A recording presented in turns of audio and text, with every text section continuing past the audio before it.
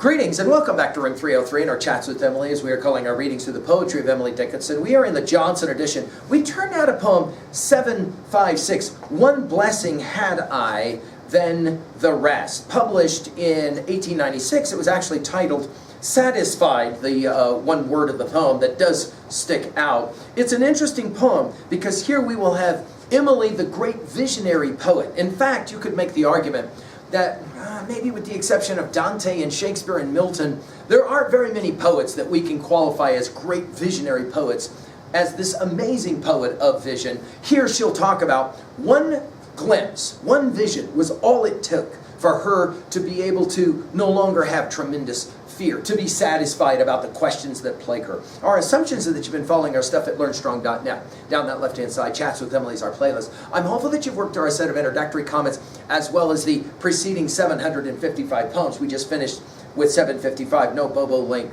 Reverses Singing. Now, in this poem, we will have Emily starting from the past tense and moving to the present tense. We will see this in a number of her poems where she seems to want to do this kind of thing for emphasis of a kind. So, for example, we'll see it in 588, we'll see it in 584 as well. This idea of moving from one tense to the other tense, in this case from past to present.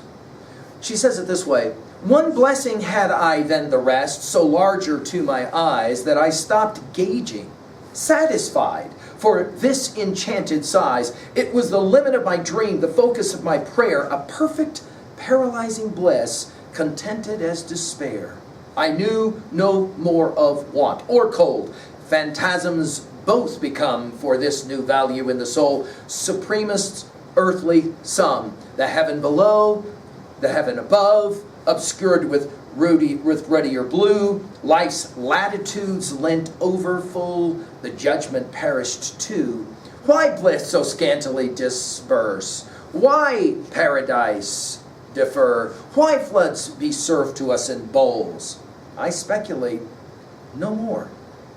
Now, if this poem is to be believed, Emily says that after one vision, whatever that is, that she no longer is needing to ask certain kinds of, can we call them theodicic questions? The questions of theodicy. Why must there be pain and suffering in this world? Why can't we just live our lives with joy, with all this, none of this pain surrounding us? She says, she calls it a blessing. One blessing had I, then the rest. Notice Emily will not think of herself as privileged, but rather as blessed. I think the distinction is significant. So larger to my eyes, this one vision, this one blessing, that I stopped gauging.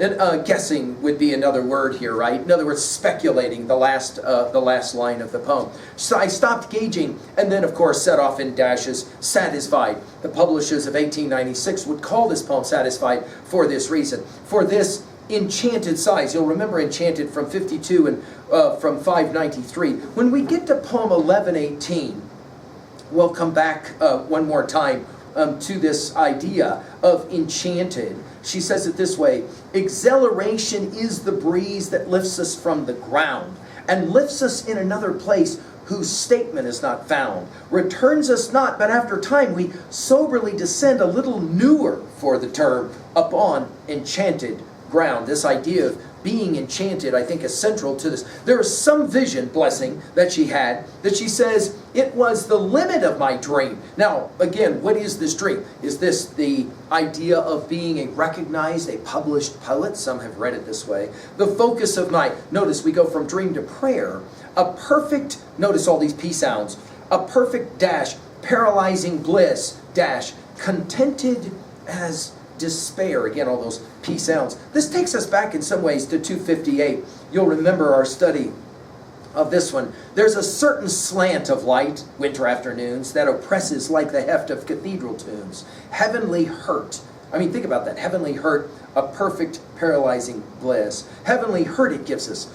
We can find no scar, but internal difference, where the meanings are. None may teach it any, 'tis the seal despair. An imperial affliction sent us of the air. When it comes, the landscape listens, shadows hold their breath. When it goes, 'tis like the distance on the look of death. This idea that it's everything I needed. And then she says it, I knew no more of want or cold. Of course, her understanding or her reading of the King James Bible, Psalm 23, the Lord is my shepherd, I shall not want. He maketh me to lie down in green pastures. He leadeth me beside still waters. He restoreth my soul. This idea of not wanting. In other words, I was content. I had enough. Phantasms both become for this new value in the soul. And again, notice value capitalized here. Supremest earthly sum. It is unusual to see in one line all three words capitalized. Supremest earthly. Notice not heavenly sum. She'll get to heaven,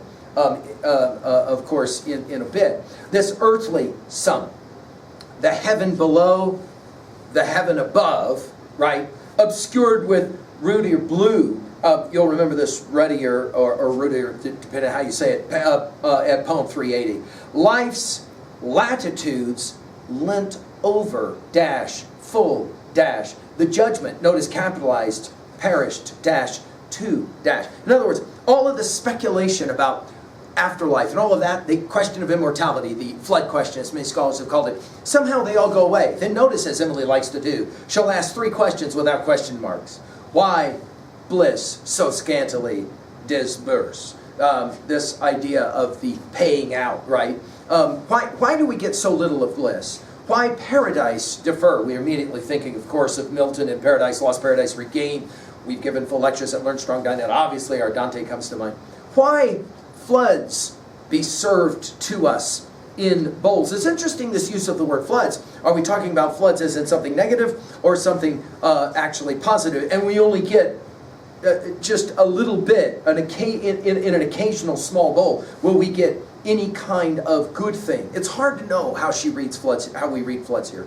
But she asks, why do we get just a little bit of bliss? Why do we get just a little bit of paradise? Why do we get just a little bit of this vision, this dream, this joy? She says, I speculate, present tense, no more. In other words, I'm done. I think the point here at 2a is that sometimes a glimpse is enough to satisfy, to keep one's questions at bay, and to keep the deep longing that Emily obviously is a great poet of, somehow held in check. At 2b, well, I love the movement from the past into the present. Notice I'm done. I'm not going to ask any more of these kinds of questions, which is obviously ironic given that we have a few more poems left in the Johnson edition. At 3a, I mentioned Milton, but it's Dante's glimpse of paradise, I think, that Emily may be capturing or trying to capture here as well. Finally, at 3b, in your life, have you had a glimpse like this that satisfied you in some profound way, and then you didn't need to know too much more after that? I hope Emily's challenging you. Thank you.